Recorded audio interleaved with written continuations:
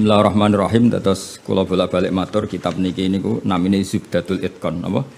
Zubdatul Itqan. Niku diulangaken Sayyid Alawi teng Sayyid Muhammad. Terus era Sayyid Muhammad dipun wastani napa Al-Qawaid Al-Asasiyah fi Ulumil Quran. Tapi semua kitab niki niku materi dasare kitab niki Itqan sing kula beton. Napa kitab napa? Itqan karangane Imam Suyuti. Nah, kenapa harus dikenali lebih detail mana yang Makkiyah Madaniyah? Mun kula matur Makkiyah Madaniyah gunanya apa? Kalau turun di Mekah itu potensi mansukhoh, napa? Potensi mansukhoh. Kecuali kalam khobar, ya, kecuali kalam khobar karena yang namanya mansukh itu tidak mungkin terjadi di kalam khobar. Kan nggak mungkin misalnya hari ini saya bilang Zaidun qaimun, Zaid berdiri. Kemudian hari Ahad saya bilang oh tidak berdiri.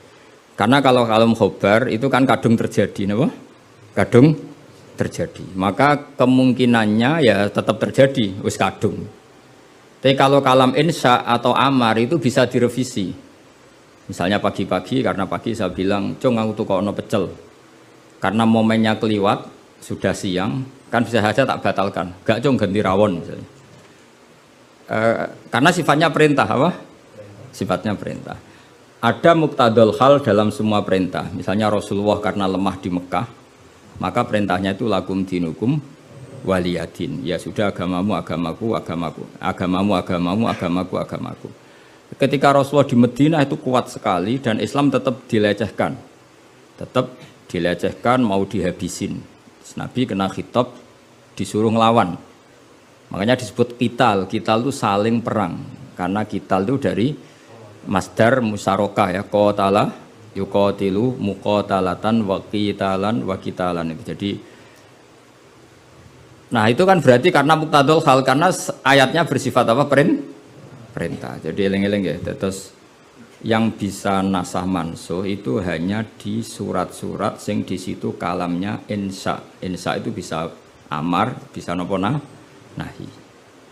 Kayak dulu Nabi ketika di Mekah itu malah nggak boleh ngelawan sama orang kafir. Fa'fu anhum wasfah, harus mudah memaafkan. Tapi ketika di Madinah masih dipakai buli-bulian sama orang kafir, mau dijajah, mau dihilangkan eksistensi Islam.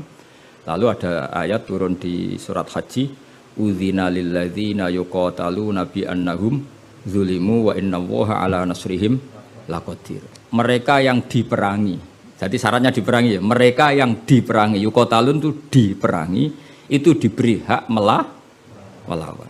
Tapi tentu harus diperangi dulu.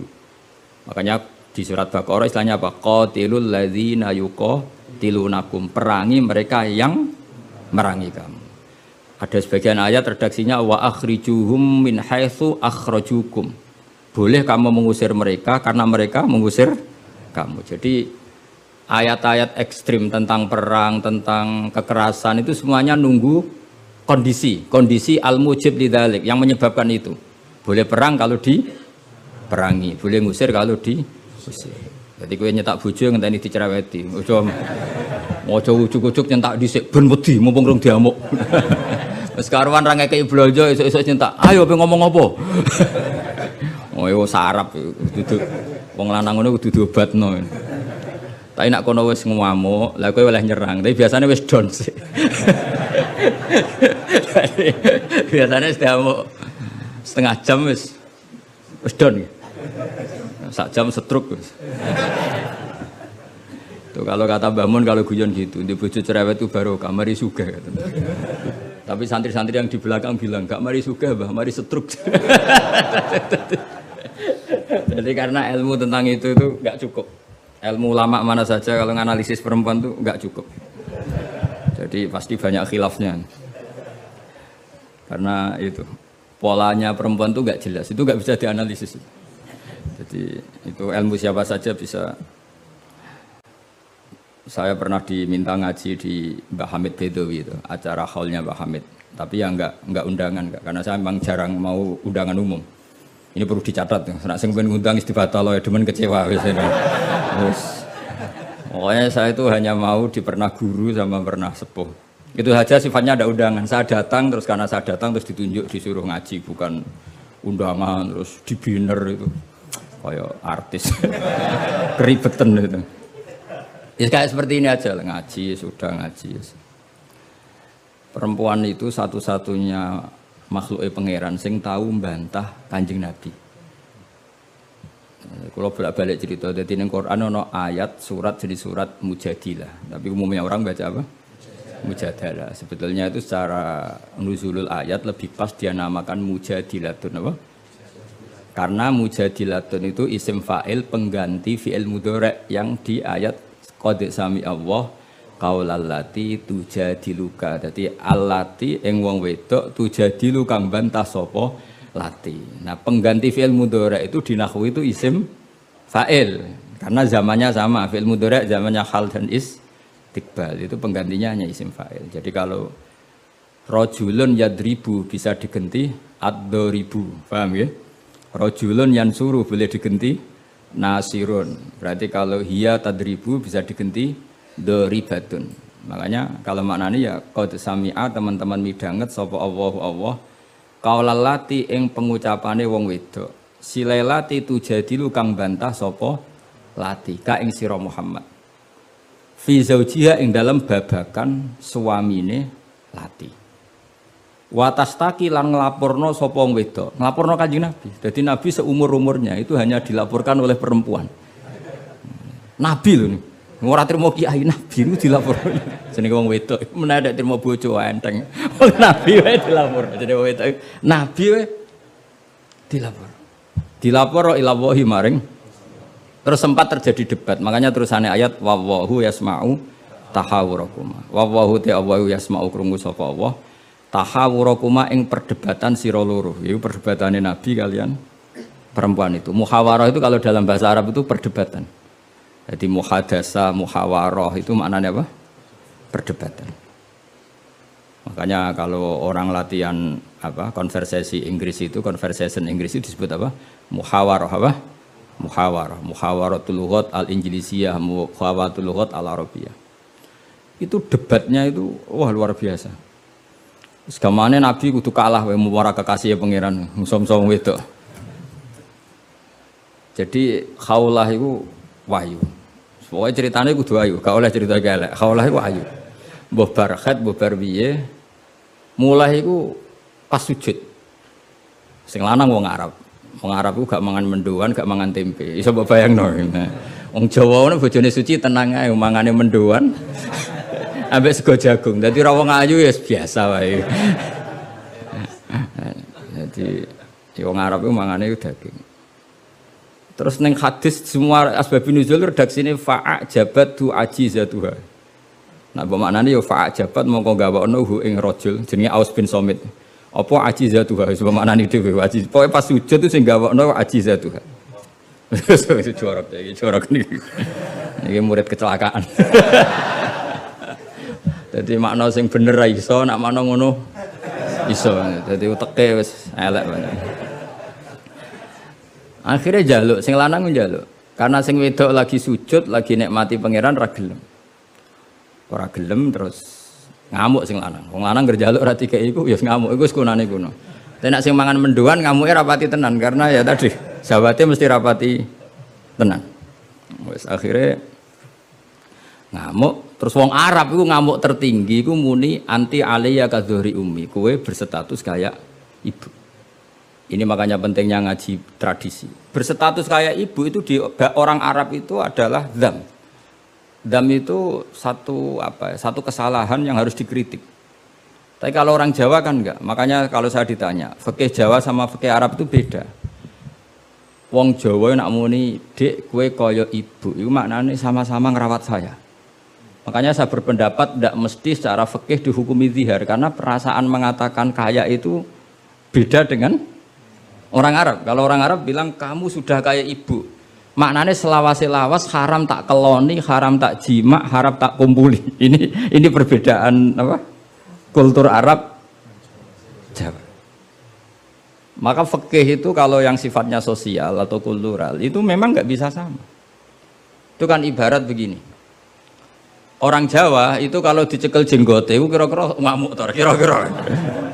Tapi kalau orang Arab itu kehormatan. Saya jajal jogote kang ngali cekel. Wes dianggap murid ra duwe sebenarnya wong Arab lucu. Berarti padha jenggotene cekel-cekelan wae. Kebayang enggak cara wong Jawa? Wong Arab ku nak seneng wong, ku sirahe dicekel cek diwambung mbombonan. Nanti kula delok ora mentoh lho. Lha kula nate kalian Mbah Mun teng Medina. Karena Mbah Mun orang alim alama dan beliau muammar sepuh, ada orang Arab seneng kalian ya. Yo dicekel cek terus diwambung iki. Sing wong Jawa gak siap. Enak ya sewate. Sewakel cek terus di. Iya dicucup. Wis suruh wepet wong Arab. Sadate ngono. Cara wong Jawa kan repot. Cara wong Arab itu penghur. Sehingga saking mangkelnya si lelaki tadi bilang anti aliyah ka zuhri ummi, kamu sudah berposisi kayak ibu. Fi hurmatil jima wa fi hurmatil mulamasa wa fi hurmati kata wa kata. Sama-sama haram dikum. Setelah itu getun deh. Waduh, bojo ayune ngene kok. Tak zihar. Zihar itu sama dengan tolak bain. Sing wedok ya getun, sing lanang ya getun. Jika cerita lapor ning Kanjeng Nabi. Sing lanang tok sing lapor. Kata Rasulullah, nah ini menunjukkan betapa perhatiannya Allah pada ketentuan hukum. Kata Rasulullah, hingga detik ini belum ada wahyu, maka ketentuan dihar sama dengan ketentuan yang ada di zaman jahiliyah, yaitu biman zilatid tolak, berstatus kayak apa? Tolak. Ya sudah, jenis wong lanang kan nurut. Ngulang, kata Rasulullah, zihar itu kayak tolak. Ya sudah, kita nggak boleh kumpul. Nerima, sing lanang nerima. Sing wedok gak terima, enggak. Aku dewe sing matur Nabi. Pewarani Kanjeng Nabi. Pewarani. Ya Rasulullah, apa betul engkau menghukumi zihar kayak tolak? Ya, sampai sekarang begitu. Belum ada ketentuan dari Allah. Wah, ini tidak bisa. Tidak bisa, itu hukum yang enggak benar, tidak bisa. Kenapa dari Nabi? Ngomongnya jorok, jadi wong wedok mulai dhisik jorok. Nabi, jenengan roh bojo kula. Yo ngerti dari Nabi, yo ngerti. Akala syababi wa afna umri wa nasartu lahu batni. Terus ayat hatta idza akala syababi terus ngomong terus. Enak wae sakniki dihukumi tolak. Kula riyen wayu kinyis-kinyis, sakniki wis rapati ayu. Mergo wis tuwa. Anak kula kathah. Cara hukum tolak zaman kula ayu ora masalah dipegat. Kula golek bojo jek gampang, tapi aku saiki wis tuwa. Meskipun isih ayu tapi meskipun isih ayu. Jenengan ngertos wong lanang. Anak kula nak dirumat bojo kula mesti terlantar, mesti katut babon. Jenenge wong lanang duda iku mesti katut babon. Nak tarumat kula anak kula kelaparan, wong kula rondo wong wedok. Jadi enggak bener hukum tolak. Dikaji malih. Nabi lho dikono iku Nabi. Nabi ya tapi hukumnya sementara ngono. Aku iku nabi ngenteni wahyu. Wis pokoke ngono. Pokoke ampun putusno tolak riyen. Tak tinggal mulai sakniki. Pikir-pikir ya. Mulai. Jenenge wong wedok. Sekondang tenan kowe. Mulane ning surane ora ana surat rijal, ana surat apa? Jadi juara kowe. Mulai. Tapi itu justru ngetokno nak Rasulullah iku nabi. Jadi barang sing kowe ra seneng iku kadang dadi dalailul ijaz. Dalil mukjizati Quran, dalil kenabiane Kanjeng Muhammad sallallahu alaihi wasallam. Itu enggak ada yang dengar debatnya Nabi dan Khawlah namanya. Khawlah perempuan ini namanya siapa? Khawlah. Aisyah itu di kamar itu tidak pati dengar. Kok mau lamat-lamat ono wedok nglabrak Kanjeng Nabi ngono tok kenangan Aisyah. Sopo wani nglabrak? Terus bakas sopo terus enggak pati detail. Sayyidah Aisyah itu dengar enggak pati detail. Singkat cerita, pas perempuan itu teranan. Ini tak ijazahi wong wedok-wedok sing judes. Nek wis judes menisan dadi wali, pasti didengar Allah. Mulai nang kamar itu terus salat. Kan mau wis suci bakasane. Tapi iki salat tenan, mau nggo salat bar suci iki salat tenan. Salat tenan. Allahu Akbar. Gusti, niki wonten hukum yang sangat merugikan saya. Tolong jenengan sebagai Tuhan, Nabi ini jenengan kandhani hukum niku. Hukum niku kan ngerubah. Piye? Pangeran. Iku apike watas taki ilang. Lah perempuan saiki nak judes mbek sing lanang gak barokah. Mergo kondo mboke kondo dulure. Lah iki sing ra bener. Dhisik ora, tapi watas taki ilang. Jadi gak lapor sapa-sapa, lapor pangeran. Ya Allah hukum ini tidak fair, itu merugikan saya. Tulung nabi ini jenengan kandani, kayak wahyu terkini. Nak hukum itu tidak seperti itu. Mohon Gusti, jenengan harus mendengar saya. Lah pangeran itu, terus pangeran nurono ayat wallahu yasma'u tahawurakum. Malah dimulai ayat qad sami Allah. Allah benar-benar mendeng. Jadi wong wedok nek ngomel. Pangeran wae ngrespon. Pangeran wae ngrespon. Ijek dikai kot tuh banget oleh ngrespon. Jadi ngomelan kowe bojomu ngamuk iku mbok respon niru pangeran. Nah pangeran betah wong la tadurruhu maksiatun wala tanfa'uhu ta'atun. Pangeran orang ngomel kan tenang wae, ora bakal kena madharate. Tapi nek kowe bertahan iso kena ompreng. Dadi kira usah niru pangeran karena ya beda kelas no. Akhirnya sujud tenan ning pangeran. Pas dekne sujud Jibril teko ning Rasulullah. Dia di rumah, Rasulullah di dalam. Perempuan tadi di rumahnya. Qad sami Allah qaulal lati tujadiluka fi zawjiha wa tashtaki ila Allah wa wa yasma'u tahawurakum. Innallaha sami'un basir. Sak terus. Nangis sampai wedok mau ditimbali Kanjeng Nabi panggil perempuan itu. Apa yang dia munajatkan sama Allah diterima. Dan Allah meng-ACC keinginan dia bahwa zihar itu tidak seperti tambah nangis sama itu jenengan lu nabi tenan padahal kalau lapore ning kamar jenengan krungu mergo akhirnya itu sono ketentuan alladzina yuzahiruna minkum min nisaihim ma hunna ummahati in ummahatuhum illallahi waladina. Jadi akhirnya pangeran nganggo ilmu status. Mulane saiki umat ya sing statusan niku perkarane. Pangeran nganggo hukum napa? Status itu begini, yang namanya ibu itu siapa? Ya definisi ibu adalah orang yang melahirkan kamu. Saya ulang lagi, yang namanya ibu itu siapa? Orang yang melahirkan kamu, itu namanya seorang ibu. Yang namanya istri siapa? Orang yang halal kamu keloni, kamu jima, kamu hubungan intim. Nah ini penting, harus vulgar, kayak Hamdani kabeh sesuai. Sehingga definisi ini harus tegas. Yang namanya ibu itu siapa? Orang yang melahirkan kamu. Yang namanya istri, orang yang halal, kamu gaulin. Asal pas gelem loh, nak ora iso kena rancangan KUHP. Penjara ya. Penjara. So ben, itu mesti sing bojone ayu, sing akeh di penjara. Tak sing bojone elek kan gak ono pemaksaan ya. Jadi kowe kudu termasuk sing di penjara, ben ketara bojone. Jadi kok nak disidang, kenapa kamu maksa istri kamu mau? Sing tahan mbek wong ayu sapa kan? Kan keren. Tapi misalnya di swidang bojomu elek merongos. Pertanyaannya hakim, ngono wae kok ora betah. Aneh lagi. Kan gak pantas banget. Lho isin lho cara sidang ngono.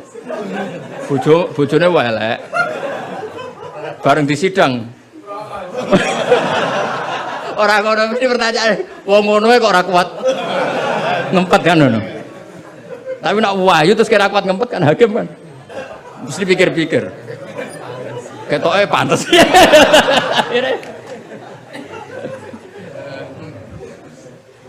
Tapi tak ulang lagi ya, ini fikih ya. Yang namanya apa? Ibu itu in ummahatuhum illallahi waladina. Mulane kan aji Quran sing tahqiq. Yang namanya ibu ya orang yang melahirkan kamu. Yang namanya istri adalah orang yang boleh kamu hubungan intim. Sehingga status ibu tidak bisa diistrikan, status istri tidak bisa diibukan. Maka karena ini penstatusan yang salah, saya ulang lagi, ini penstatusan yang salah, maka nggak perlu punya efek. Efeknya hanya dari segi sanksi kafaroh, bukan merubah status hukum. Hati-hati, awas kena salah. Neraka enak sekali. Sebab itu Allah oleh ngendikan wa innahum la yaquluna munkaram minal qauli wa zura, menstatuskan istri sebagai ibu itu omongan sing ngelantur sing ora bener. Wong istri kok distatuskan sebagai ibu. Itu tidak bisa. Yang namanya ibu ya orang yang melahirkan, yang namanya istri orang yang boleh dijak hubungan intim. Ini kan enggak nyambung. Ya darani misalnya Hamdani semuanya ini, Gus Baik ku muridku, ya stres wong ngomong ngono. Karena menstatuskan sesuatu yang enggak benar. Paham ya? Misalnya kue turunan Tunggul Ametung terus ngerasa oleh mulya timbang Habib kan ra bener wong tok Tunggul Ametung kok ape saingan nasab sing tok Rasulullah kan wis ora bener. Sesuatu yang enggak bener itu enggak perlu didengarkan. Maka hukumnya apa? Ya ibu tetap ibu, istri tetap istri. Soal nanti karena kesalahan ngomong hanya disuruh bayar kafarah. Tidak otomatis istri berstatus kayak ibu yang haram dikumpuli selawase lawas. Itu hebatnya Quran. Jadi omongan salah itu gak perlu didengar. Ya, makanya nak ono mubalek atau ustadz, saya ini punya otoritas untuk fatwa ngajine ning ndi. Wong sorop ora iso wae fatwa iku piye. Mondoke iku ning ndi? Zaman mondok ora tau munggah bareng dadi kiai kok mletene ra karuan. Ngono iku kudu ditakokno kanca sak kelase. Iku ngerpek ta ora terus bisa kan. Nak ra mlete dibarno, tapi nak mlete kudu dielingno. Utawa golekno gurune. Oh, nak sekolah ngadeg terus ora tau. Karena Allah itu tidak ingin ya agama dibuat main-main. Agama itu jelas, aturan mainnya jelas. Jadi makanya in ummahatuhum illallai waladunahum. Yang namanya ibu ya perempuan yang melahirkan. Sehingga jelas, aturan mainnya jelas. Semenjak itu Nabi mencabut tradisi jahiliyah yang menstatuskan dihar sama dengan tolak. Paham ya? Jadi hidup itu harus jelas. Sama seperti Quran juga gitu. Quran itu sakral, nggak mungkin salah. Kalau ada salah, berarti salah penafsirnya, salah penerjemahnya. Quran tetap terbebas dari kesalahan itu semua. Karena Quran itu sakral. Misalnya orang ngomong kiamat itu berdasar hitungannya Quran, itu tahun 2012. Nyatanya gimana rasido kiamat. Sampai kulo sering tak SMS konco-konco kulo sing kiai. Gus ngenteni kiamat teng pundi? Terus nang kene lho nang omahku mek ngopi ya. Kiamat kok. Ngono sing wedi yo akeh perkarane apa napa? Kiamat 2000 piro iki? 12. Nah, rencana aku ben sesuk. Wong ora melok gawe kiamat kok geger. Wong Rasulullah sing kekasih pangeran wae ndak dikasih tahu kapan. Israfil lho sing nggo trompet ngalor gitu. Kowe ora ngerti kok.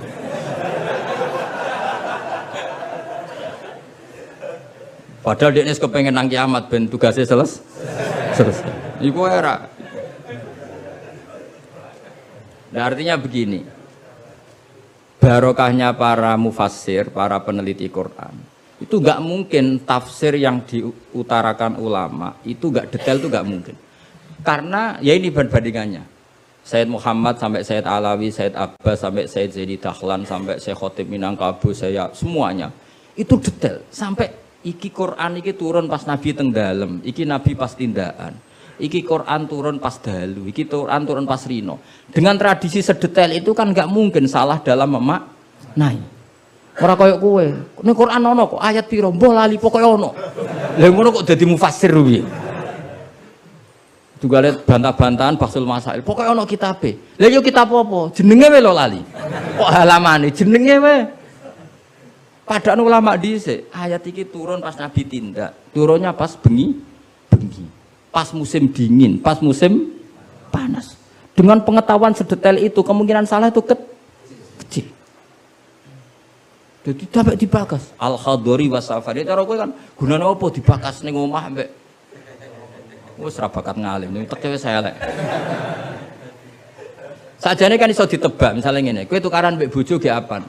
Setengah tahun songko kawin ini alamat umur bulan madu kok wis tukaran. Tapi nak kowe sering tukaran mbek bojo sering jok piro bar 10 tahun. Normal iku. Sak melarat 10 tahun wis bosen. Dadi pancen wis wayahe brontak. Kan orang kan bisa diukur ngamuke kapan. Misalnya aku bertukaran mbek bojo, lah kawin perang dino seminggu. Wah, salamat. Al bidayah lahian ya wong kawitan umur bulan madu kok wis tukaran. Tapi nak bar 10 tahun itu kesunatan cara kowe. Sing kuat tidak melarat. 10 tahun iso. Nak kuat ya bojomu kelainan, wis kelainan. Jadi iso diukur, tunggale ngiyai. Ngiyai semangat. Iku mesti ngiyai pertama setahun, 2 tahun. Nunggu wis suwi mesti wis biasa. Perkara wis bosen, semua keinginannya agak kesampaian. Pas latihan kiai kan bayangno masyarakat nurut kabeh, ngaji kabeh. Bareng puluhan tahun masyarakat tetap biasa-biasa wae. Sesuai kan style kendo. Jebule padha wae. Nek semangat pertama mesti semangat. Nah takon imam masjid itu semangatnya mau pirang bulan boleh. Buang den istiqomah jamaah jebule reaksinya tetap soft awal tok. Tambah istiqomah tetap aja soft awal, malah kadang merotoli. Sesuai mesti mikir, tak rewangi ngene yo. Reaksi publik ya pancet, sesuai mengendorkan diri. Akhirnya gawe wakil. Ya wakil sesuai mulai dimami santri ya sesuai santai. Iku sing bener, mulai bener ya iku. Mergo tambah semangat mesti tambah kecewa, ora kok tambah. Makanya itu uniknya Quran, ketika Rasulullah terlalu semangat itu malah mbek pangeran didhawuhi la'allaka baqiun nafsak. Muhammad kowe aja terlalu iku menggebu-gebu oleh dakwah. Mergo untuk iman ora iku urusanku. Sementing kowe dakwah standar wae. Aja sampai baqiun nafsak rusak awakmu dhewe. Tapi nak kanggo kiai pemula enggak baik niru saya. Saya itu terlalu rileks. Kiai pemula cek semangat ben duwe status mau. Nah, kalau kan statusnya saman lah. Semangat terus semangat terus mohon aman lah pokoknya. Jadi akhirnya pangeran sakit kanjeng Nabi karena terlalu apa? Tapi itu justru nunjukno Rasulullah betapa sangat mencintai umatnya. Beliau tersiksa kalau orang tidak dapat hidayah. Sampai la'allaka baqiun nafsak, sampai kata mufassir muhlikun nafsa. Nabi hampir tarodda anil jibal. Sampai pernah berencana cuek lah. Terus sampai Allah dikandani, sudahlah masalah hidayah itu saya. Laisa 'alaika hudahum walakinna wa yahdi may yasha. Sudahlah kamu ngaji saja, kamu dakwah saja, tapi tetap laisa 'alaika hudahum, itu tidak wilayah Anda untuk memberi hidayah.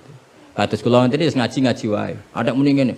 Aku pengen ngaji ning Damaran terus sing tak ulang alim kabeh, demen setruk ben ade niate. Oh mesti kecewa. Ayo paling sing paham piro? Ayo ngaco. Ayo ngaco tak tes. Tapi nak targetnya gak paham no, supaya ngaji, silaturahim, guyon bareng, bar mulai, bar terus. Wah mesti rangarah kecewa. Nggak takut uang ngaji Gus Pak, ya ngaji. Piye keterangan wis pokoke apik. Baleni ra iso iki lho rekamane. Ayo kelakuanmu ngono to, kira-kira. Jawab. Ayo jajal tanpa rekaman baleni. Nek ora ngelantur. Lah misalnya terus kiai ini diambisi ngaji muridnya paham. Kira-kira demen kecewa ta? Lah bojo yo ngono tak wari. Ana wong kepengin bojone sholihah, riman, ra bantah. Demen kecewa. Kowe iku sapa? Wong mbok cukupi wae jek bantah men ra mbok. Pokoke ditarget bojo iku penting wedok nak salat madhep ngulon. Ya wis iku mesti gak gampang kecewa. Lho kula es kiai, bojo kula yo ning. Aku narjetno bojo pokoke urip, salat, seneng. Berarti ora usah bayangno teko lunga disambut, terus digodhogno banyu nggo teh, mbok disiramno ya. Demen kecewa, apa? Demen kecewa. Pokoke angger teko takoki, jek urip, Dik. Alhamdulillah bojoku isek. Misalnya kok minggat mulai, Mas aku semula nang wong tuaku. Melok kowe ya melarat atau melok wong tuaku. Alhamdulillah Dik ge cerdas. Tahu sing pantes dieloki. Jan cara hukum melok wong fakir iku kebodohan. Melok wong tua sing sugih itu kepintaran. Tanggapi secara ilmiah. Kok ngergoni wong lanang ujug-ujug mulai. Ndak ini kamu punya istri yang menghormati ilmu. Di mana-mana melok wong fakir ora enak. Melok wong tua sing sugih iku enak. Berarti bojo pinter ta goblok? Pinter. Jadi sing syukur ya. Alhamdulillah Dek kok pinter. Kowe genane melok aku fakir 5 tahun aku ya jagal. Wong kok gobloke ngono. Jadi jek kowe mulai iki. Lah misale ki dirafa. Wis Mas tak rafakno Mas, aku pegat Mas ngene-ngene. Ya ngomong ngono. Nak pancen kowe entuk sing luwih apik timbang aku. Ya piye meneh. Tapi iku kan barang sing ora mesti. Sing karuan mesti iku ya aku iki wis bojomu. Terangno. Mengejar barang ra mesti iku bahaya. Terangno. Tapi nak bojo menjawab ngene, fakirmu wis mesti. Sugihmu ke depan ora mesti. Nak adu al yakin la yuzalu bisak. Bar saiki malah ngaji usul fikih. Ngaji kaidah fikih al yakin la yuzalu bisak. Semalah debat.